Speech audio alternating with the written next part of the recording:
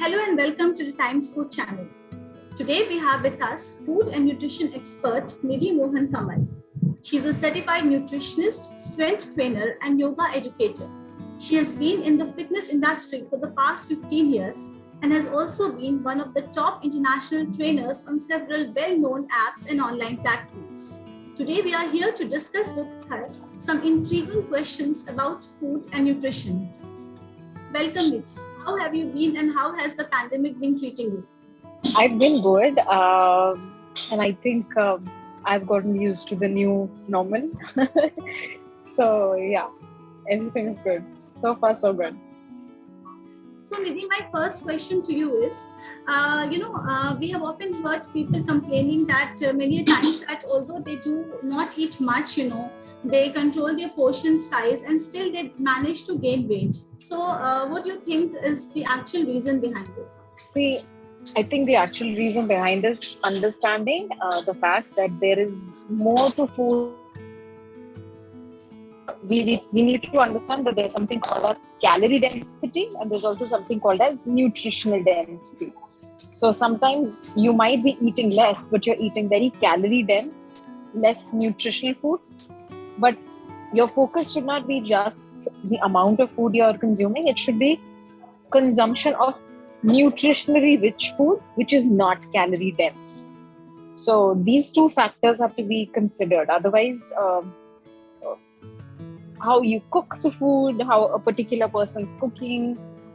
If I give you a simple example, if I say, have 1 katori of dal. Now, how I'm cooking the dal, the process of making the dal, even if with the same, set of ingredients, how much I'm putting what, will determine what is the nutritional content of what is on my plate. So sometimes, when we just control portion sizes, it's not looking at the larger picture. You have to look at what's inside, how dense it is nutritionally, how dense it is in terms of calories. So after the keto diet, took the world by storm, that's what we should call it, because almost everyone had been following and doing keto. So suddenly, it was as if the world awakened to the importance of protein. So why is it so important for weight loss? I've never been a fan of keto. So right off the bat, I'll just, say that I'm not a fan of ketosis. The world has suddenly become a fan of protein. There are a lot of reasons for it, and a lot of it is to do with marketing also. The so-called protein deficiency that we talk about stems from a lot of problems. Now, it's you have to go back and look at the history of how a thing started. Like, I'm going to just take one meal, for example. Let's just look at the history of breakfast. I'll give one example of history of breakfast in our country and how it evolved in the West. So technically in our country, we used to have 2 meals a day, Sham and Subah, right? That's how the intermittent fasting also came. You will see every old person talking about 2 times meal, 2 waqt ki roti, 2 waqt ka khana, right? So we used to have 2 meals a day and our meals used to be full meals. So you would have roti, dal, sabzi, chawal, everything. If you look at nutritional content of all of these foods, it is carbohydrates, proteins, fats, everything. It's a balanced meal. Let's now cut to the instant meal thing that came from the West. Now there, the objective was to give quick calories. लेकिन वो quick calories जो थी वो it started evolving. It started off as quick calories, but it evolved into things which are very, very unhealthy. Very high in glycemic index, very low in nutritional content. And so basically that is where the mess up started, right? So instead of having a balanced meal, we became a carb-rich, fat-rich meal. So if you look at breakfast options in the West, what do we have? I'm not talking about the conventional English breakfast. The conventional English breakfast is also kind of balanced because you would have, baked tomatoes, you would have mushrooms, you would have a scrambled egg, you'll have a piece of bread. But let's look at American breakfast: pancakes, waffles, cereal, bread and jam, bread and peanut butter. So the problem with all of these meals is that they're high in carbohydrate, high in fat, and there's barely any protein going anywhere. So I think this is where the evolution of food kind of went wrong, and we became primarily focused on carbohydrates in our diets. And since this was noticed and we were following the Western trends of bread jam as a meal, then suddenly the protein deficiency comes in. So when we talk about protein deficiency in a meal, I think we need to define what is the source of the meal we're talking about. So if you talk about a typical American breakfast, a typical Western breakfast, maybe it lacks a lot of protein unless there's eggs involved, right? Because agar aap come back and say, our Desi Indian breakfast, they all are full of everything. They're balanced. They're not just carbohydrates. They're not just isolation protein. They're balanced meals. Take, parathas, for example, in North India. It's not a bad meal. You have parathas for everything. You have dal chilas. You have besan chilas. You have poha with a lot of peanuts in it. You have sabudana khichdi. Again, a lot of peanuts in it. So it's a balanced meal. South Indian breakfast, they all have a good portion of carbohydrate and protein. So technically speaking, there is no protein deficiency when you're looking at conventional meals. But when you look at the modern version of all these meals, then, that's where we messed up. So our obsession for protein, or the researchers' obsession for protein, starts there. They noticed a deficiency, and then that deficiency was kind of giving bad results to people. And then we became obsessed with the other thing, that carbohydrate is completely bad. Like, if you have to lose weight, you have to have a protein diet. Now, ketosis, like you talked about. Now, ketosis is primarily a diet which has absolutely no carbohydrate. Or, there are people who go to as extreme as they won't even use a toothpaste that has carbohydrate. Now, that is going to another extreme. And we now know, everybody who's tried keto also knows that there have been repercussions of keto diet as well. I mean, long term, it does lead to, bone issues. There are some nervous disorders that happen. So we know that is also not sustainable. So I think what is sustainable and what is required is for us to understand our meals as a full meal and not like label a carbohydrate or a fat or a protein as good or bad. They are all required. They're all macronutrients that our body needs in good proportions. We just have to be watchful of what we're eating, how much we're eating. If that sums up. It does. So, Nidhi, lately, many brands are coming up with plant-based proteins and also mock meats. So, and there's so much of, so many new products which have been launched in the market around these things. So, are they good? Are they good sources of protein? Firstly, let's understand veganism, because I'm actively a vegan, been vegan for almost 5 years. So the whole idea of shifting from meat to plant-based is, obviously there's a health factor, but there's an ecological factor too. So basically we're trying to be more humane by using less animals as food. And also, that is more healthy, because in the process of mass production of meats, somewhere the quality of meat is not what it's supposed to be. So you are putting meat in front of you thinking it's a healthier option, but sometimes it has more pesticide, it has more microplastic than, a meat or a meal that's coming from a plant-based diet. So primarily these are the reasons. Now, as far as mock meats are concerned, if I am transitioning from a meat diet where I have developed that taste of meat, I am heavily into it. Now I need an alternative. Suddenly for me, going to chickpeas might not feel, right. But the mock meat kind of gives you that texture, that feeling that you get when you have meat. So that usually I personally feel that mock meats it's not a good substitute, but it's a good substitute to make a switch. So that way it's good. As far as plant-based protein powders are concerned, again, we have to understand that protein powders or supplements are meant for athletes.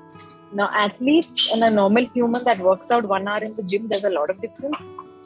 A professional athletes needs to train about 5 to 6 hours every day. That's very, very physically taxing, and they need something for recovery. So if an athlete is plant-based, for them it's a very good option. But I don't think everybody who's working out probably an hour or less needs it. So again, it's like each to its own. Your body's requirement, why you're doing certain thing, and what exactly do you need at that particular time. None of these things, when we talk about nutrition in general, none of these things like one size fit all, there isn't any. One has to just see what the lifestyle, activity level, age, health status is, and then we can decide what works and what doesn't work for us. So maybe there's also people talking about the quality of protein that one consumes.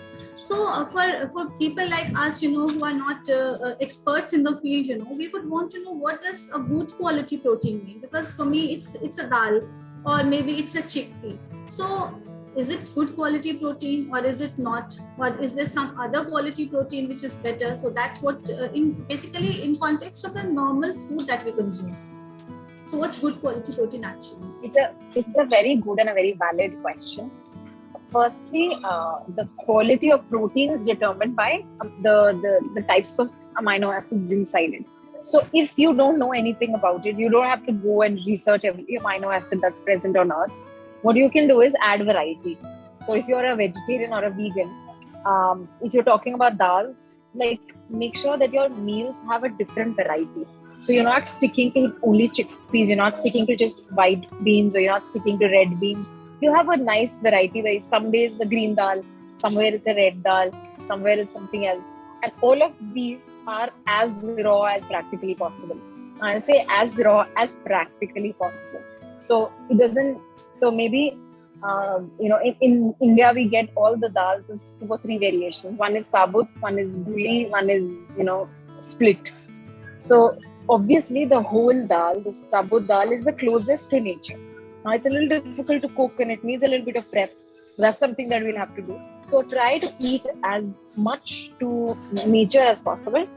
And that way you can ensure that whatever essential nutrients you want, you will get. Like whenever we talk about fruits also, whenever we talk about anything else also, we say add variety. If you're eating fruits, add 3 fruits, different colors. Because phytonutrients or colors in all the 3 fruits will be different. So if there's one deficiency that you have and you keep eating the same food every day, you might not get the benefits of the others. So have a healthy mix. It's quite, that explains it quite nicely, So Nidhi, every decade has a culprit. Like once it was eggs, then it was butter, then it was I think now it is refined, then it was dalda, and now it is refined oil, and then now suddenly it is salt and sugar. So which is worse, salt or sugar? Both equally worse, actually. Okay. So the recent studies say that in a modern diet, and again I'd say in a modern diet, the largest source of sodium is not salt. Understand that. It's not salt. So when I talk about sodium and sodium, excess of sodium is bad for us because it causes hypertension. It changes the tonicity of, the fluids in our body. So the moment we say, sodium is bad, the first thing that comes to your mind is, I have to reduce salt intake. But salt is not the culprit. We have to understand the largest source of sodium in a modern diet is processed food. So it's the salt you don't see. It's those code names that are given in your biscuit or chips packet, which is written this much, and we don't understand what that chemical is, and that actually is contributing to the overall sodium intake. So that is how salt is bad, and that is where the salt or the sodium is coming in our diets. So if you have to reduce the sodium intake, you have to actually be reducing the processed food intake. Anything that comes in a packet needs to be knocked off. Secondly, you talked about sugar. So sugar, right off the bat, you know that it's calories, right? And it's bad for you. But it's not the calories that only do the damage. Sugar is actually inflammatory. So inflammatory means whatever is going wrong in your body. So you have an inflammation going on. So you have a swelling, you have an autoimmune disease. Consuming sugar is going to make it worse because it triggers more inflammation. So sugar as in sugar is just not the calories that you're focused on. You're actually focused on the ill effects that it has on your body systems. So I think both are equally bad. But again, you need to figure out the source. Sometimes sugar is also hidden. Again, you might pick up a sugar-free biscuit and it has something like a maltodextrin or a liquid glucose, which is like a different name for the same thing. So again, you're still adding a lot of inflammatory stuff to your food. So that's where the understanding has to be, and that's where probably the answer is. Again, I can't give you a simple answer in one word, but you have to watch what you're eating. Sugar and salt are equally bad, but salt as in salt does not mean that you have food without salt. That might not be the problem. So you have to look at the biggest source of salt or sodium in your diet, and that is processed food and not just table salt. So, how much sugar one should consume? Like, what should be the optimum amount of sugar that somebody should consume, or should shun it completely? Zero. Okay. Table It's sugar quite is not an okay. So it's a little shocking to people, but table sugar is not a nutrient. So fructose, glucose is actually not a nutrient. It's something that you add for taste, right? It's not adding any value to you because the nutrient in sugar is carbohydrate, and all the other things that you have, roti, dal, chawal, it all has carbohydrates. So you're not consuming sugar for the nutritional benefit of it. You're consuming sugar because you want something sweet. And if you talk about fructose also, all fruits have it, right? So there are natural sources of sugar that you're anyways consuming throughout the day. And then on top of it, we add a sugarcane, crystallized something on top, which is bleached with chemicals, empty calories, has no nutrition value, and it's just adding onto your carbohydrate intake. So technically understand that sugar is not a nutrient, it's just for sweetness. So even if you eliminate sugar for 20 years, 30 years, your health is not going to change. There'll be a positive effect for sure, but there's no negative effect. So, how much oil should one use for cooking daily? Because there are conflicting views by people. Some say that you should have ghee, and people start taking it in a way that I should have a lot of ghee. So, suppose one is cooking for like 5 people. So, what should be in teaspoons? How much oil should be added in that vegetable if we are making one vegetable? Okay, so I'm gonna break this question down to 2 things. I'm sure you'll be thinking, oh my gosh, she doesn't give a simple answer, because there isn't a simple answer. Firstly, there are 2 things. One is how. So as I said, fat is also a macronutrient. So you do need fat for a lot of bodily functions to work well, including your metabolism. Your metabolism will significantly slow down if you're not consuming enough fat also. So fat is essential for burning fat, right? So you need to have good quality fat. So all these things that we hear about, MUFA, PUFA, these words that we don't understand, omega-3, omega-6, we've heard all these fancy words, right? So basically what it means is that there are fats which are like good quality fats which have fatty acids which are essential for us. That means our body doesn't produce, we have to have it from outside. Now these good quality fats are whole nuts, seeds, all of them have it, right? That is why we insist that you do consume this in your diet. Now when we talk about cooking, again, like we talked about sugar is not a nutrient. Same way cooking oil is actually not a nutrient. Ghee is consumed conventionally in Indian households, and Ayurveda talks highly about it because of the fact that it's got certain fatty acids which are good for you. Now the same thing can be derived from coconut oil as well. It depends, where you're coming from. And the second question you asked me, how much cooking oil do you need? So ask yourself a question: what kind of nutrition are you deriving from your cooking oil? If that's not a lot, and you're using cooking oil as a media to cook, then the answer is as low as practically possible. Again, it can't be zero because you can't have a zero fat diet. So it has to be as low as practically possible. Like my mother says, she has a saying that if you add extra butter, ghee or cream, anyone can cook good food. You're a good cook if you can cook. If you can cook with zero oil. With you. Yes, absolutely. So minimal. Okay, so what are those mistakes that people commit while following a diet? Many times they say the diet failed. So what are the mistakes that mostly people commit? I think that right off the bat, the most common mistake is doing too much too soon. When it comes to lifestyle, changing the way you eat, trying to lose weight, trying to sustain it, I think you have to understand that you're not running a sprint, you're running a marathon. So you don't have to tire yourself in the first 100 meters. You have to make small changes that are sustainable, that you will be able to do forever. And that is the reason why I say keto is the biggest failure. Because the moment you go on an extreme, there's going to be a bounce back. You might achieve results in the first 2 months, But the third month, you will become emotionally exhausted from the effort you're putting in, and you'll be like, I don't want to do this. I want to go back to what is normal for me. So I always suggest that stay near to your normal, but make those tiny tweaks, because the small mistakes you make every day actually contributes to, you know, the health problem or the weight gain that happens. We all gain weight over a period of time. So if you gain, say, 10 kgs over 10 years, you should not have that expectation to lose that within 2 months. That is unrealistic. You might lose it also. I'm not saying you won't, but would you sustain it without making those changes a habit? Anybody who says that you have to change a habit, there was a theory that 21 days to change a habit. I'd say 6 weeks minimum, one habit. And for making a sustained lifestyle change, there might be a few habits that you have to change. So give yourself that time of 6 months, 1 year. And only when you give yourself that time, you'll be able to, you know, make some change that's sustainable. So sustainable is the key. You know, you have to look at everything, every change that you make, that it should be there forever.